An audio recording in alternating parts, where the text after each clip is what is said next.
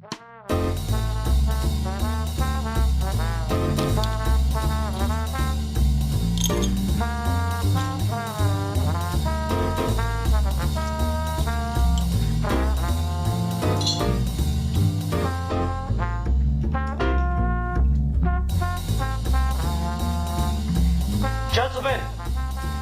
the time has come once again to discuss things.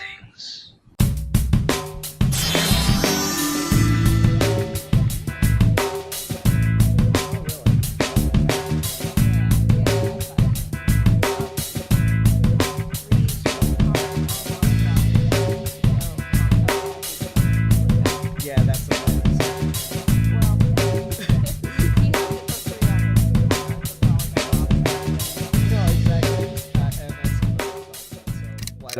Why don't we go ahead and get into it then? Let's talk about some hardcore graphic novel pornography, shall we? Right? Hi, everyone. Welcome to this episode of Geeky Gentlemen.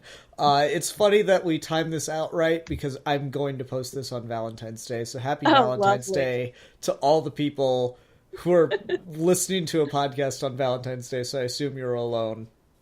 So Lo and I, who are both in happy relationships, are going to talk about comic porn, talk about some smut, I don't know, like, ultimately the thing I honestly, like about it's really not that bad. Like, the way you described it, I was expecting it to be like nonstop sex, but it really wasn't at all. No, he goes to great lengths to like contrive reasons for them not to be having sex so he can do character progression, right? Yeah, exactly. So this is sorry, I'm Super2, joining me today is the Curious Lo. Hello. And tonight we'll be talking about Sunstone, Stephen Sejick's original graphic novel series, about lesbian bondage sex. But there's a deeper love story. Really what it is it's every rom-com you've ever seen. It's just also there's BDSM stuff in it. But it's super by the numbers, in my opinion. Not in like a bad way, but it's just like there's two girls and ooh, maybe they like each other, but maybe they don't. And they can't talk about it, but they want to. And like all this sort of stuff. I don't know. It was very No, I definitely agree. Yeah. I think that the thing that sells me on this, because I've seen a million rom-coms, and I hate the formula. I cannot stand the formula. This is the first time the formula's ever worked, and I think it's because he does so much to actually make these real characters. Mm-hmm. I'll just be upfront about it. The way I found Sunstone is I was looking for spank material one night, and I came across Sunstone. As you do. Yeah, and then I came across Sunstone, and I was like, oh wait, this is actually kind of good. Because most porn comics are like, 5 pages and it's just absolutely ridiculous. And this actually has really, really cool erotic scenes. And it's interesting to find out the history of how it came together. But then, I don't know, I just got really into the characters, and he does a lot with these characters and to make them very sympathetic to me.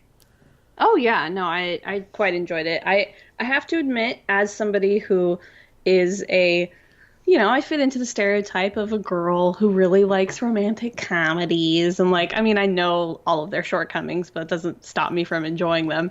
And I will say that for me, this still had a lot of the same beats that pretty much everyone does. What really sold it for me was that the supporting characters felt all really real to me. Mm-hmm. And I don't think that that's something that happens a lot, especially in I don't know, if you pick, not that I've really ever done this, but fan fiction, picking up a paperback romance novel, off the shelf, it's very much just all right, how can we contrive these two characters to be together and have them have steamy hot sex and more steamy hot sex and yet more steamy hot sex. And that's about it with the story. Mm-hmm. I loved that there were subplots going on and it wasn't just these two ladies who I did love and I liked going through their journey, but I don't know. I think Alan is my favorite character ever. I just loved his sass, so yeah, fixated on him. What it is this has a lot of the plot beats of I think the typical romantic story kind of thing, but it actively contrives things to not be that way. Again, the situations that they put them in to not be having sex without putting their relationship on the rocks to do it. And then the supporting cast is actually fairly original characters. Like, rom-coms usually have, like, the jerk ex-boyfriend or something. And Lisa mentions that she almost got married to a guy at one point. His name's going to escape me for the moment. I think it was, like, David or Daniel. I'm pretty sure it started with a D. Yeah, something like that. Like, she mentions him. He never shows up. Not like, for any more than maybe like Allie has an ex-boyfriend, but the author was just clever enough to also make that ex-boyfriend into her best friend. Like, so it's like a clever kind of mashing of two, like, stereotypical character archetypes. Yeah, definitely. But no, like, a lot of not only the tropes and such of romantic storytelling is here, but a lot of the tropes of the whole erotic fantasy stuff is here. Like, Allie is, of course, unreasonably rich as a justification for having all this kinky bondage equipment that, it's expensive. So, like, they have to contrive, not only does she know Alan because he designs and makes the stuff, but she's able to afford to pay him to make all this stuff because she has some kind of career with software and she made investments. And it's like, is very vague. It's really vague, but the thing I like about it is, one, we actually see her working, which is nice. True. And two, they talk about the fact that her money is not infinite, and they talk about that she buys all this stuff is actually a problem for her long term. And like, oh yeah. So there are the tropes. I'm not going to say there aren't the tropes, but he's actually addressing the tropes here and commenting on them. And so he's like, it's kind of that best of both worlds, one foot in, one foot out thing of like, I'm going to use it, but I'm going to, admit that I'm put my own twist on it and kind of subvert it in my own way. Yeah, so I really appreciate that about the character dynamics and the overall structure of the plot. Like, even the like typical romance story element, the misunderstanding, is not even really a misunderstanding. Like the big dividing force that kind of separates Allie and Lisa here is the idea of whether or not Lisa wants to have a threesome with Anne. And that plot element is like in all the other romantic comedies, that's like I bet that I could date you and make you like sleep with me kind of thing, right? Mm-hmm. But here it's not really a misunderstanding because she kind of does somewhere in the back of her head. There's like a lot of hints that that's what's going on, and it is just a very, I think, realistic and human thing that these characters have a hard time talking to each other about these things. I think that's set up organically from the very beginning of the story. Oh, for sure, for sure. They're very realistic characters, even when they are in kind of the contrived situations, for sure. Okay. So just generally, you seem to really like this. Alan was your favorite character then? Yeah, I think so. I don't know. I always can get behind like a good like best friend character, especially when they're just like really loyal and like he kind of looks out for Allie and he's the one that brings up her like her financial issues and is like, "Hey man, I'm cutting you off. Like you can't afford this stuff forever. Like it's just collecting dust. We're not doing this anymore." Yeah, I really like that about Alan. And it's interesting that Sejic seems to have his whole universe planned out because he's working on Mercy now, which is Alan and Anne's story.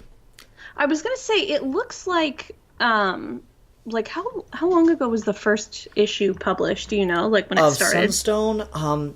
Well, it's interesting the kind of publication history of this because he has another DeviantArt account, Nebuchadnezzar or something like that, where he posts more like general like superhero fan art stuff like that, and he has his own like fantasy comics that he does on there too. But then he started the other series or the other account, Shinez, just to do more erotic stuff because he had an interest in erotic BDSM stuff. And so he started just drawing the Lisa and Allie character models and then turning them into kind of stupid joke comics and then developing the relationship. And he kind of stumbled and accidentally came into creating a full-on comic out of it. At least that's the way that it seems to have gone. So I don't know, like, when exactly he first started that, but it may have been, like, the beginnings of it probably were close to back in 2009, I think. Oh, wow. Yeah, so he's been working on this for a while. Like, if I go to, say, the Chapter 1, Page 1 information here... Oh, 2012. Yeah, I see December... Okay. I see December 2014. All right, yeah, the first page of, like, the official comic on his DeviantArt was in 2012, though, so how long he'd been setting that up beforehand is anyone's guess, really. Oh, no, I can go, like, the first chapter is kind of a mix of different things that he'd been working on, so I got 2011 at a different point, too, so it's hard to tell. But anyway, so yeah, there's a kind of like this whole universe built up for this, where he plans to do different stories following each of the couples that we kind of meet throughout Sunstone. And so he's finished Sunstone, which is Allie and Lisa's safe word, and then he's doing Mercy, which is going to be Alan and Anne's safe word. And that's so on and so forth.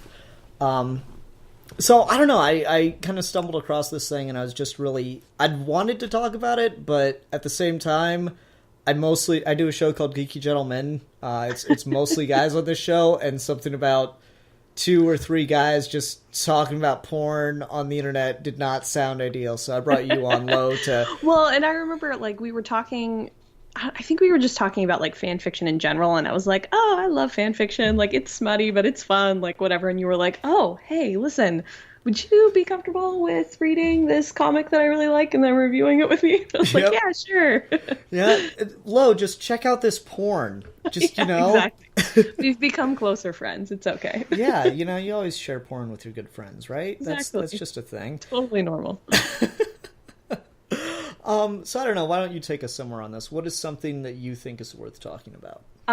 Very general, but oh my god, I love the art. Mm-hmm. I love the art. It is gorgeous, and there are so many, and not even just like in the fact that it looks pretty, but he does some really great things with composition that I love. Like, there's your stereotypical just panel layouts, but there's a few times, like there's one point, I think it's just through the last chapter or trade paperback, that's like, there's like feathers that keep coming back. Oh no, it's not feathers, it's petals, because she's talking about doing the she loves me not, like picking off petals, and they trickle through like a bunch of different pages, and then they disappear when she has this kind of like soul crushing moment, but then they like start to reappear near the end, and there's this gorgeous, I assume what would be like a 2-page layout, I read this online, but like a full spread of them in these like gorgeous white outfits, and there's like petals all around them, and it was just like, it was so pure and beautiful in the middle of this comic, like that, like, yeah, there's some sex scenes in it, but honestly, this didn't feel like smut at all. Like, to me, it was a love story that happened to have this like this story of BDSM and stuff, and that's a story worth telling, just like a story of people who are having plain old vanilla sex is a story worth telling. I liked it. It was very fun. But yeah, the art was gorgeous. There were multiple times that I was just like, oh my gosh, like these pages are so cool. He does really, really pretty art. Sujik's a artist first, and kind of caught the writing bug with Sunstone and just making stupid jokes. On his Nebuchadnezzar channel, there's this joke that I absolutely adore, and I laugh at every time. And you're not as big into like DC comics and stuff, but Donna Troy has the most convoluted, confusing origin in comic history, because literally every time someone tells the origin, it's completely different. And so there's this one little just joke comic he made of Donna Troy selling her autobiography titled "Your Guess Is As Good As Mine." And God, he is funny as shit, and a lot of that humor comes through in Sunstone, and it's really interesting to go back through the Shinez account and find some of his earliest stuff, because earliest stuff in relation to Sunstone, because you find that he reuses a lot of images that he created in the early days, And that stuff is much more in line with the Elizabeth stories that Lisa is writing throughout this entire series. And so he kind of like structured and plotted out the whole thing and drew his character designs up and plotted out where everything was going to go. But then he went back and made it a much more realistic, grounded kind of relationship that's just much more human and believable and I think relatable because of that. But the what you were saying about the art and the composition, all throughout that last trade, there's a number of things. Like there's a whole section with puzzles being pieces, talked yeah. about. Yeah, and then by the time you get to the very end of the chapter, the end of the book, you start to see the petals kind of form into the puzzle pieces, and then you get to like see little snippets of their future together on those last couple pages. And it's, I don't know, it's beautiful. I really, really like this stuff. Okay, so the art is absolutely gorgeous. Did you have like a favorite single image? Definitely, I already mentioned it. I'm trying to find it now. It's like it's near the end of the last chapter. I'm trying to find it. It's the one where like all of the petals come back in, and they're both in white, and they're like on opposite sides of the. Where is it? I feel like it's probably after the New Year's party. I'm trying to find it, but it's just it was so pretty. Yeah, I don't know. There's a lot of stuff like that. I really like the way he's able to get around some of the quote-unquote restrictions on DeviantArt.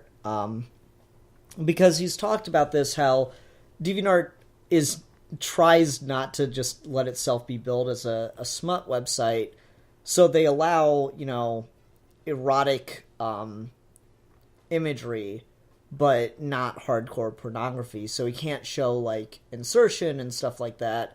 And so it's this really interesting artistic challenge, I think, to kind of overcome things by creating an image that's as erotic as conceivable without crossing a line and becoming just straight pornography. Yeah. And so there's a lot of scenes with the girls together that are just really, really good, and just really like ridiculous and intense fantasies that are just really cool to see visualized kind of perfectly in a single image or a single panel, because he doesn't do like extended scenes of sex. He kind of just shows you the beginning or like a moment in the middle of something, and I really like honestly, how a lot of those look. More often than not, it's played more for laughs, not in a bad way, but in like a realistic way. Mm-hmm. Like, I don't know, like I find that much more realistic to actual sex. That like it's fun and it's weird and things go wrong and you giggle and Mm-hmm. I don't know. There's a lot of really cute moments in the middle of what in any other work would be just like, oh yeah, this is the spank bank moment, like, and it's not. Yeah. No, definitely. Like they have, he puts a lot of humor into these scenes, and at the same time it's almost like someone else is going in and captioning it, and they're nowhere near as mature, which is kind of hilarious. Because the scenes are really, elegantly done and convey a really good understanding, I think, of erotic poses and stuff, of just trying to display attractiveness in a pose. But then, like, some of the captions will be just fucking ridiculous, and it cracks me up sometimes. And there's just Sejik's sense of humor I find really, really enjoyable, and it does a great job to, again, humanize the hell out of them. Like in chapter 1, there's a moment where both Lisa and Allie are getting ready for their first encounter, and Lisa puts on like an orange sweater and she just starts humming Scooby-Doo to herself. She's like, why did I buy this? And it's like, yeah, because she looks like Velma. That's really funny. There's just all kinds of stuff like that that's really, really funny to see throughout the series. Yeah, I did find the piece of art, and it's more toward the middle of the last chapter that I really like. Mm-hmm. I really needed to find it, and I did. I just thought you needed to know. No, that's totally understandable. No worries from me. I don't know. Like I'm looking through different chapters, and there's so much good stuff. It's hard to like really pick. Again, for me, it's probably a lot of the intensely erotic scenes because I just find that it does a really good job. Or maybe it's one of the comedic scenes, like when Alan's over and he asks for a glass of milk, and then he throws it on Allie and grabs a quick image of her because it looks like he just splooged on her. And she's like, Alan, I'm going to kill you. It's both really, really pretty, and it's like, you can tell he put entirely too much work into something that is just a really stupid joke. Yeah, it's just like a throwaway moment, but like he put a lot of effort. Yeah, like that whole chapter is really good. There's Lisa's wearing the latex maid outfit, and she's just too turned on in the bathroom to keep her hands off herself, and that scene looks really, really pretty too. It's just he does this all in Photoshop and uses traditional painting techniques though, and it's just creates a really, really vivid and cool dynamic style that can change from page to page and be really interesting to see. I will say, this is like a complaint that I have. And the thing is that he subverts it by having Allie point it out, but there are so many goddamn redheads.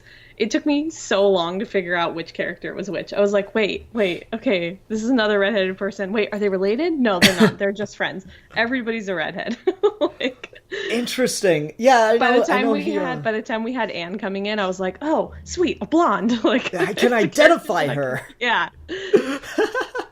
And I mean, Lisa does have the short haircut, but it was still very much like, okay, her and all of her brothers have red hair.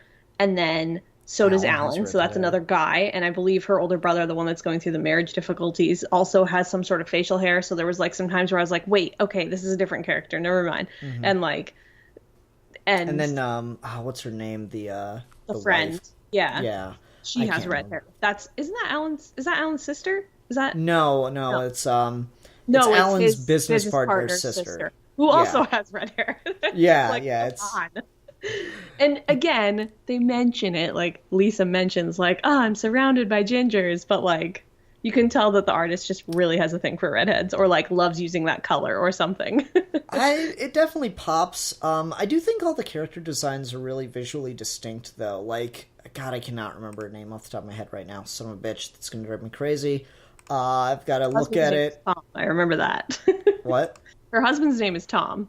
Yeah, right? Like, that's the, I know, I can't remember it for the life. Damn it! That's gonna drive me crazy. Yeah, I can't remember her name. But, like, the sister character, she has red hair, too, but it's a lot longer, and she's a lot paler skin drawn, and she's got, like, freckles and stuff. So I don't know, that works a little bit better. Well, like I said, it's a small complaint, but it was something that like took me out of it a couple times because I didn't read this all at once. I came back to it after a long time and was like, wait a second, like I didn't want to go back and reread the first chapter, volume, mm-hmm. I don't know what to call it, and so I was like, okay, wait, I need to get a hold of who everybody is again. If we met this character before, I don't remember. Mm-hmm. No, that's cool. Let's see here. Did you have, like, a favorite chapter or volume, I guess? I'm trying to remember what each one, like... Because I read all 4 of the other books kind of back-to-back, so it was just the first one. Yeah, it really is just, like, a big story that all kinds of blends together, I think. I'm trying to remember, like, what the individual stories were for each one. Well, as much the first chapter the first just one like was, like, them meeting each other. Yeah. Chapter 2 is when we start to introduce a lot of the other characters, and it kind of ends with figuring out why Allie has not been in a relationship before, and it kind of gets to the whole Marin thing. Yeah. Chapter 3 starts to introduce Anne and kind of shows the roots of Lisa and Allie not willing to take the next step and admit they actually have feelings for each other. And then Chapter 4 kind of has the whole breakup moment, and then 5 is getting back together. Yeah. I really like Anne. So when she starts to get introduced and like kind of reluctantly comes into the whole thing, I don't know, I really like that character arc, because I think that's just a lot of people with BDSM, I think, is like, oh my god, this is so weird and freaky, and then like they kind of start to get into it, and I don't know, I found that more of a interesting and relatable kind of character.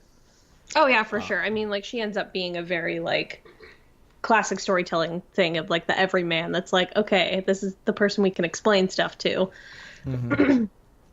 And you can tell that the first chapter, I think, was the one that was very like, there's just like, it was like snippets of things that happened over like their first week or two together, that like, it was very much just like, oh, he conceived this as just two characters that I've created, and I'm just going to show little moments in their life, and like, here we go. And then he put them all together as like one volume, because then the other volumes were all very much linear, and it was more like, okay, here's an entire arc of like this thing getting introduced, and here's the entire arc of this, and so it kind of made the first one a little bit different. Not that that's a bad thing, but you can tell that it wasn't all like linear.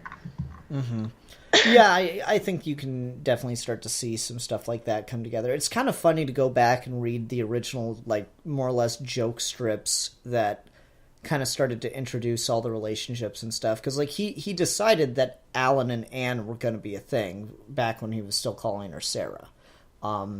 Forever ago. And, like, the situation goes that Lisa and Allie kind of admitted their love to each other, and then we're talking about Alan, who was living in the back in a guest house, which again, I do not understand being rich enough to have a guest house, but he was living in the guest house to be the routine guy to make all of Allie's equipment, and they talk about how Alan would look really good as a crossdresser. And so Anne just kind of makes it her mission to try to get Alan to crossdress. And that's how they start to form a relationship together. And so it's just a lot of really funny jokes of Anne trying to set up these situations to manipulate Alan into wearing makeup and stuff. And he just keeps tricking her. It's like sexy Daffy Duck, I swear to God. Phrase I never thought I'd hear. Sexy Daffy Duck. I'm on DeviantArt. I could look this up and put Please it on screen right now. Whatever you do not type in Sonic the Hedgehog. Oh, God. No, but like, so that whole dynamic, and it's just interesting because I read through this, and then I read all the old stuff, and then I read through this again for this review. And it's just interesting to see how much of this shit is set up from like almost volume 1, if not the very beginning of volume 2. Like, at the very beginning of volume 2, Anne and Alan are in the same bondage club together, and like they literally pass each other, and besides Alan's business partner, they're the only two people who are actually rendered on the panel. And I just didn't pick up on that the first time. Oh, interesting. Yeah. Like, they show, like... pick up on that either. Yeah, like, he shows, like, silhouettes of other people in the club, but, like, Alan and Anne are the only two, like, fully rendered, and that's just really, really cool. Now I can go back and find that. Yeah. There's a lot of visual cues and stuff like that. Like, at one point, I'm trying to remember which chapter it is that ends with Anne looking at her computer screen. I think it might be chapter 3. One of the pages ends with Lisa saying, and this person, and this was when it was good before everything started to go wrong, and it's just a single panel of Anne looking at her computer screen, and like that's just a really cool visual storytelling moment. And again, I too read this kind of all back to back, so I have a hard time remembering exactly at which point it took place. Yeah, which is a problem. But I don't know, it's really cool how that all kind of comes together and stuff. Can I say something that I appreciate that is also, I mean, we're talking about something that is about BDSM, so why should I be weirded out to say this? But there's a point where, like, as you said, since it's on DeviantArt, there's no, like, super explicit stuff. I mean, like, it's explicit, but it's not, like, super explicit. But, like, there's a penis that is off screen. Penis has just barely not been drawn, but you can tell that there's a condom on it, and I was like, good on you, dude. Safe sex. I noticed it, nice. And I like chuckled to myself. Wow, I don't know what page that's on. That's hilarious, though. It's when they're delving into the backstory of Allie and Alan. Mm, And there's just a interesting. moment, and the thing is, because like I've already said, it's like, it's a funny moment, probably one of, like she's like teasing him or something. And like he's smiling, she's smiling, and just like in the bottom corner of the frame, because it's like going off the picture, like you don't actually see it. But I was like, that's a condom. Good job, guys. Yeah, that's good. Yeah, that is a good touch. And I'm really curious to see what he does with Mercy, and I'd be curious to hear what you think of Mercy, since it's Alan's story, Yeah. and you like him the most out of everybody, because it's just he's going to have different challenges, because I think it's easier to show really erotic lesbian sex without it getting too hardcore, Oh, for compared sure. to really erotic heterosexual sex without it getting too blatantly hardcore. Because I don't know, just the whole point of teasing and whatnot often involves literally teasing. So I don't know what he's gonna do with that. That'll be interesting to see how it develops. But from Alan's character perspective, Alan is like bondage Fraser Crane. He's in all these relationships and none of them work. So it definitely gets you really invested in these characters, which is really cool. I know one complaint I had as I was reading through it the first time, and I think it gets more pronounced the more you read through it, though it gets to be less of a problem as you go, is I think his dialogue is pretty weak. I was going to mention it, and what I was going to say about it was that it reminds me of CW dialogue. It's very quippy and witty, and everybody's always saying the funniest next thing, at least when it's appropriate to be saying funny things, but it's not very realistic. I mean, not that it necessarily needs to be, but that's something that stuck out to me. What did you think of the dialogue? Yeah, I think you're kind of onto something. For me, it was like the scene that stood out the most is when we were going back and forth talking about what happened with Marin, which structurally, plot wise, that is a great scene, and it immediately scares you. Especially when they flash back to it, and Marin's saying Sunstone, because it's causing trauma to Allie. I really like that. Yeah. But the dialogue of Harper, who's the BDSM club owner, and he's talking about all these things, and Allie's talking about the nature of BDSM relationships and all this stuff. A lot of that just feels like no one would ever actually say it that way. It's heightened. It's yeah, it's yeah. To the point that everybody's saying the exact perfect thing that's it feels like I'm in a film noir where everybody's and then this happened, and it was traumatic, and yeah. And and I for agree me, with you. the particular thing about it is I may even believe that in these communities these are literal transcriptions of conversations, but it still feels off when I'm reading it. It still feels unnatural when I'm reading it, even if it's an actual conversation that happened, Yeah. It's too perfect. It's too, it just loses a sense of naturalism. There's a lot of misspellings in the original DeviantArt posts, which is kind of just funny to see. But there's a lot of times where I just think the dialogue's probably the consistently weakest thing, though it gets a lot better as it goes. I think probably the best example of where it's the sharpest and it's appropriately sharp is when Lisa is battling with her inner self-doubt. I really like that scene, because I've had that conversation. Admittedly, I did not see a negative version of myself, but still, I've had those moments where I just go back and forth in my own damn head for an hour. Yeah. And so it's really relatable, and I think the dialogue there was really, really strong.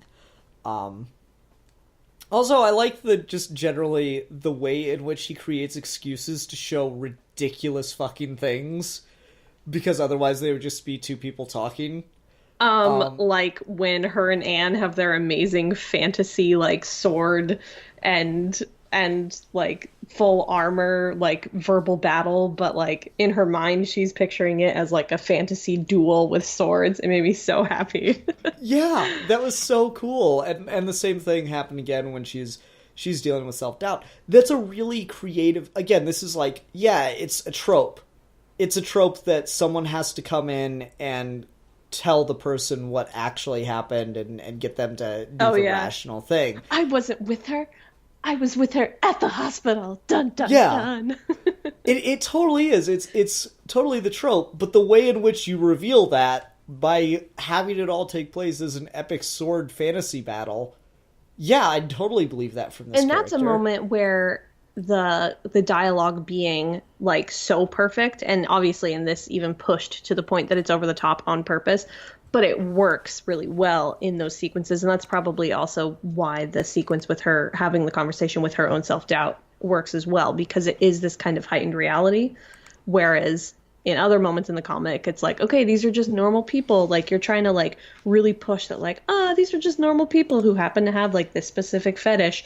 But then you're like, but they're the quippiest people alive. Like, mm-hmm. Yeah, and like, I mean, he does a decent job trying to justify a lot of that by having Lisa be a writer. Mm-hmm. And then I like when he knows when not to have things be quippy. Like, there are several moments at which Lisa says, "Yeah, I'm a writer," and that was my reply to this. Like, and there's one in chapter 1 where she's like, "As if" is her reply, because she's having so much trouble maintaining composure under this very sexual situation, and the caption, the internal monologue goes, "As if writer." Like, that's my witty retort. As if. I really, really like that. It's really, really fun.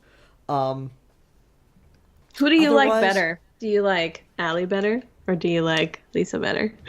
Oh, probably Allie. Allie's a really interesting and unique character. I like the idea that she's really lonely. Again, that's something it's tropey, but it just feels more inherently natural here. And so I really appreciate that about it. See, I really like Lisa. Look at that. We're like opposites. Oh my. That's so crazy. I'm trying to find one moment from this that I really, really like, and it's where Lisa decides to start writing the stories to try to connect back with Allie, and it's like she gets that moment where she's like taping them up on the wall and stuff. No, not that. It's when she writes the other story of the two different Doms, the different Dom and Sub, and Allie comments on it. It's like, you can still tell the Elizabeth stories if you want, and like she has this. There's this really, really great panel of Lisa coming to the realization that Allie's still there, that they still have a connection. And so, when they're like, when they both have their hands on the screen. Yeah, that's just a really, really good image. It's a really well written scene, and it's a really fantastically conveyed image that just perfectly works. There it is. I just found it. Of them both having their hands on the screen, she was realizing that they still have this connection, which is the connection that brought them together in the first place. It's sappy and too poetic and not realistic as fuck, because who reads their ex's porn stories still? I don't know, maybe, but I don't know. That sounds pretty realistic to me. Like, yeah, people do crazy things when they're like still in love with somebody, but they've broken up. Like, I mean, it does feel a little high school now that I'm thinking about it, and they're supposed to be in like their mid-20s. Yeah, so I don't know, like, but something about that, the idea that this all connects them back together through, you know, admittedly a pretty trite form of, but still through art. Yeah. I don't know, there's something really beautiful about that. I really, really like that scene, that panel. Again, he just does a great job with composition. Like, I don't know what these symbols are. It's just a bunch of, like, spirals. He does it a couple times when there's, like, intense things happening. They'll all of a sudden be spirals. Yeah, I don't know. He's got a lot of different influences. The way he does facial expressions, because would you agree these characters have a lot of really great facial Oh expressions? yeah, that's like I already was praising the art earlier, but like facial expressions on these characters is amazing. And he has a Yeah. really good grasp of like his different characters like facial shapes. Hmm. Like like it's not like they're all the same face shape and they just have different haircuts and different colored eyes. Like they're completely different people and I like that. Yeah, definitely. And a lot of that comes through, and I've read stuff where he's talked about it. Like, there's this one sequence he did where he showed all these different art styles that he can do that have influenced him over the years, and he drew Lisa and Allie as different versions of it. So he's like, here's a more manga inspired thing, but I don't like this because they'd lose some of the more intense and intimate detail if it were this simplistic. Here's a more comic book style thing, but this loses the beauty and the elegance. Here's them if they were cats. Which is just weird but funny. So he goes through all these different things, and the way in which he talks about doing facial expressions for all of his art is he takes a lot of influence from techniques in animation, which is I don't know, I find it really interesting because you look at this and animation is of course designed to be simple, and this is obviously really complex and really well thought out art, and it just works really really well to see it all together. It comes together really perfectly.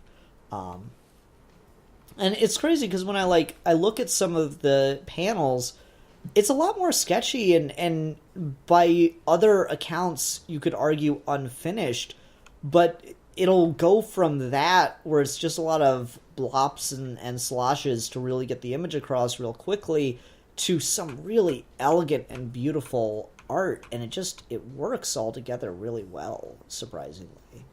But to get back to the backgrounds, that seems like kind of a manga inspired thing, and it just works. I don't know why, it just works.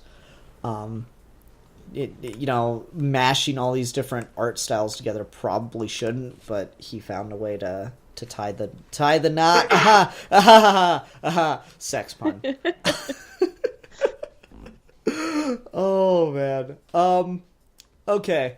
So here's the interesting part of the conversation where I'm giving Lo the authority to Oh tell me God. to edit something out if we go too far, because I do feel it is worth talking about because he makes this point throughout Should the I book. should I use a safe word? Okay, continue. Sorry. Oh no, it's cool, it's cool. So he makes the point throughout the book, and I do think it's an interesting point and an interesting point of discussion, particularly in America where we are, we're a country We're not a primarily sex founded by, positive country. yeah, If we're that's what you're we're getting at. derived from Puritans, so Yeah. there's sex is a very we Sure, don't I talk about guess. it kind of thing. Yeah. But like he makes a lot of points throughout here of talking openly about sex, being more open about sex. He kind of portrays the BDSM community more or less as sex nerds who are just much more open in talking about and arguing about different things from a sexual perspective. So I feel like it would be remiss to not talk about whether or not this did anything for you. So I'm not going to be like as crude as like which fingers did you use, but but I am God, gonna, Ian.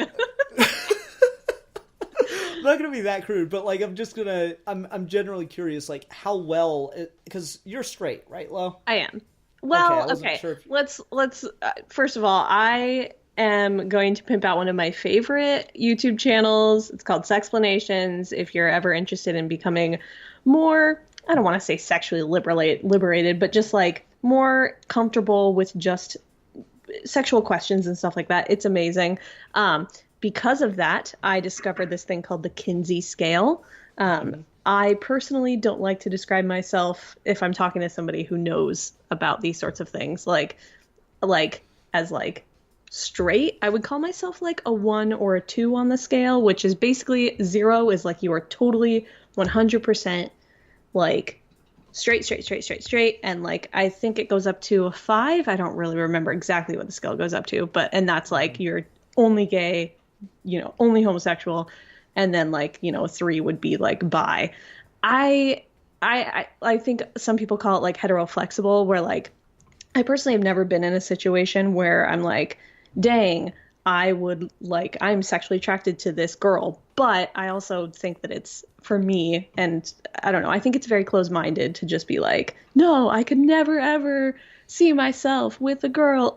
Gross, lady bits. Ugh. Like, so personally, no, I would say straight, like if I'm talking to most people, but like, you know, I could see myself, but also I'm happily married, so like I wouldn't. No, I gotcha. You know? And so like I wasn't sure, because I had thought you were. I just wasn't sure if maybe you like identified as bi, but we're in a hetero relationship. But like it was interesting to get your perspective on this, since this is, again, it's lesbian bondage porn. Of course. That's got like this is a huge hit in the LGBT community. I see a lot of like I see Steve and CJ on Twitter retweet a lot of LGBT people talking about how much they love this book. Awesome. But I am curious what effect this has as far as, you know, pornography, erotica on a straight woman. I mean, honestly, nothing really. And like probably because I was more looking at it as just like, I'm reading this story, like, cool, it's a story. And like, I don't know, I bring this up a lot whenever people talk about like sex in novels. Like I read a lot of fantasy, and I don't know why, but for whatever reason, fantasy novels, like just your run-of-the-mill fantasy novel, you're like a lot more likely to just randomly stumble across a sex scene in a fantasy novel than you are in just, you know, other types of literature. And I think this goes for sci-fi as well, but I don't read as much sci-fi. It just happens more often when I'm reading fantasy than any other genre. So like, I don't know if I'm desensitized to it, or if I think more it's just because I like to think of myself as a pretty, like, I don't know, I'm not that embarrassed to talk about sex. I mean, I agreed to, right. I agreed to talk about this with you. So like, it's not like this taboo sort of thing. I'm just like, okay, this is a story that, all right, here's a sex scene, just like there would be in many movies that I've seen. And, you know, it happens to be BDSM and it happens to be lesbians, but like, I don't know. So in that sense, it didn't really do anything for me, but that's me. No, I was just curious what the branchiness of that would be, because obviously it's very erotic if you're into this kind of thing. Like I obviously was reading this I found this for a very specific purpose, and then I got attached to the characters and stuff. And so reading through this, there are scenes where I'm like, whew, this is... Is it getting hot? I'm gonna need a 5-minute break. But there are other scenes where I'm like, man, that's really fucking sad. Like, I can't deal with it. And then there are scenes where it's purposefully meant to, you know, I'm not gonna say be like gross you out, but it's meant to take you out of the erotic mindset with it and kind of force you to see them as people.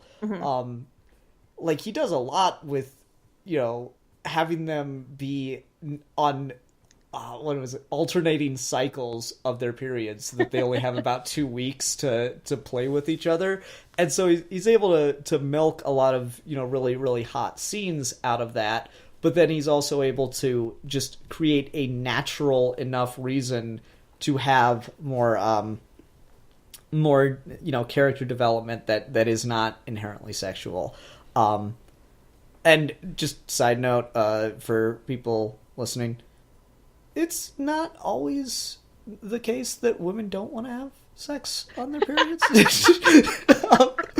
Like I just generally feel like that's a note that needs to be made. I remember a couple months ago or whatever, Twitter was doing a poll, or like a thing was going around Twitter where like people were talking about whether or not they have sex on periods. I'm like, I think it's more just a person-to-person thing. It is just a person-to-person thing, but I think in general, men are just really grossed out by periods, and like, I find that funny. Like, I don't know. I mean, just because I'm a girl and I've been dealing with this since I don't know how old I was when I got my first period, but you know, all of my adult life, that like, I don't know, periods are, it's just like, it's just a thing. It's like when you get a runny nose, like, I don't know, it's not like comparing period to a runny nose, but like, it's not this like disgusting thing. And it's also not like the person is hemorrhaging, like, Yeah, but like How at the did we same get time, to this point, by the way? We're like I discussing don't know. periods. I don't know, but like at the same time, the way in which it's portrayed here, it's like, yeah, probably not the best time for crazy kinky bondage sex when you got True. blood That I coming will. out randomly. So I don't know, like a lot of this really worked and in that way, but just on a pure, how does this do with dealing with sex in a very human way and making you want to talk about sex? I don't know, it made me want to talk about it with someone just within the right context so I don't come off like a skeevy perv. Which I hope I haven't. No, I think we've done a good job of discussing it very maturely and also Mm-hmm. giggling, but Yeah, like we're not made I of think, stone. Yeah, we are not made of stone.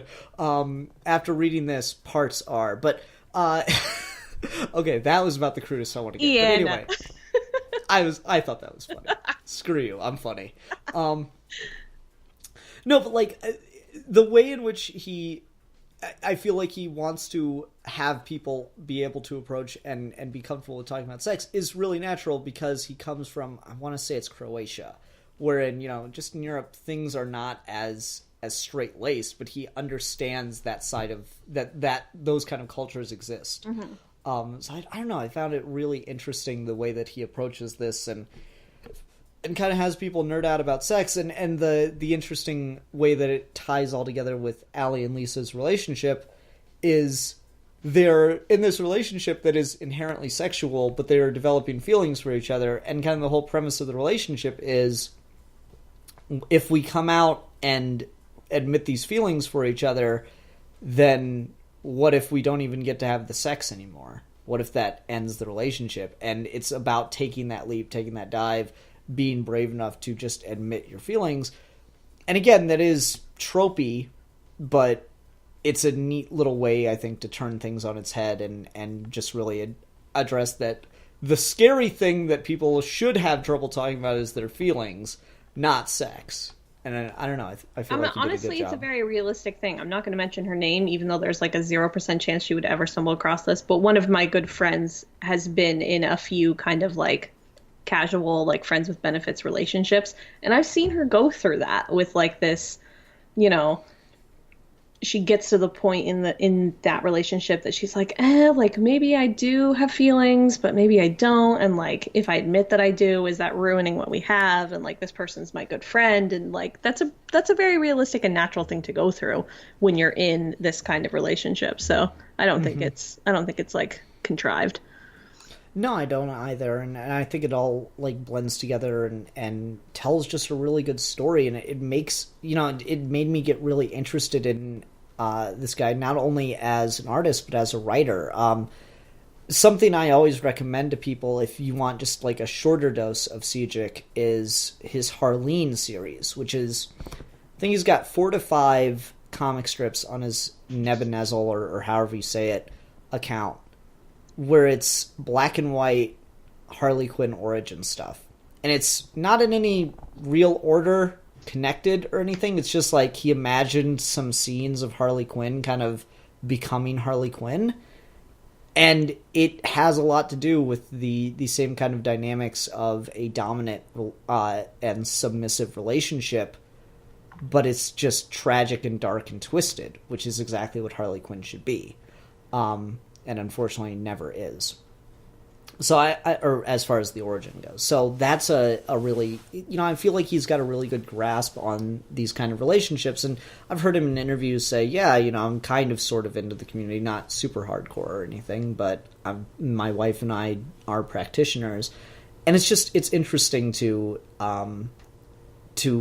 like see that perspective brought to comics and stuff, because I feel like most of the time when people are writing bondage or something in media, it's almost always by people who have no idea what they're talking about and just kind of make shit up as they go. Hence, like E.L. James, 50 Shades of Grey. Yeah, and it's just sorry. sorry, coughs. Oh man. So I don't know. This is I really really like this. I think Sunstone is a really interesting read. Some of the most human and most realistic female characters I've read in comics, and they do a really good. He does, I think, a really good job of portraying the opposite sex. and in a dynamic way for something that could have just been cheesy lesbian bondage comic porn. And it turns out to be really good. Okay, did you have anything else you wanted to talk about with this? Not specifically. I'm looking forward to Mercy. I'll definitely review it with you, although if it takes them another 5 years to come out with all the parts. Yeah, I don't know how long that's going to be, so we shall see whenever Mercy gets around. But yeah, I really like that one, so I'd be curious to hear what you think of it too, even if you just want to read what he's got so far.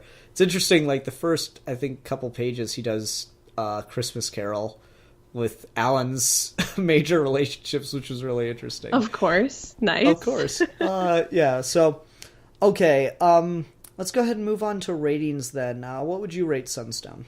Oh man. I'm gonna give it 4 out of 5 little dominatrix kitten avatars. Nice. And yeah, I really agree with that. There are definitely some problems. I think the dialogue is just the biggest one. And, you know, just random little things here and there. But I think it's a really good, really complex and interesting story that definitely plays with a lot of tropes. And, you know, it gives you some really hot imagery. Like the dude chained up, or maybe it's a chick, I can't even remember, on the damn spider web of chains. I was just going to say the spider web thing was really, really cool. Yeah. So I'm going to go ahead and give it 4 out of 5 what is it, dresses or bondage rigs that are held together by someone's piercings until they sneeze. Because I love that ongoing joke. It's hilarious and disturbing every single time. All right. Thanks again, Lo. You're welcome. Yay! Woo. All right. Until next time, everyone, I'm the Philosopher.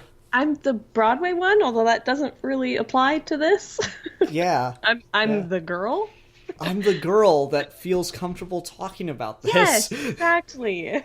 I'm not the guy that would have made this a weird pervy conversation. Like just two guys on the internet talking about an erotic comic. Something about that did not sound ideal to me. So I need to come up with a better sign off, because I'm sure I won't always be discussing Broadway shows, since here we are not discussing a Broadway show. Next time, exactly. I'll have something.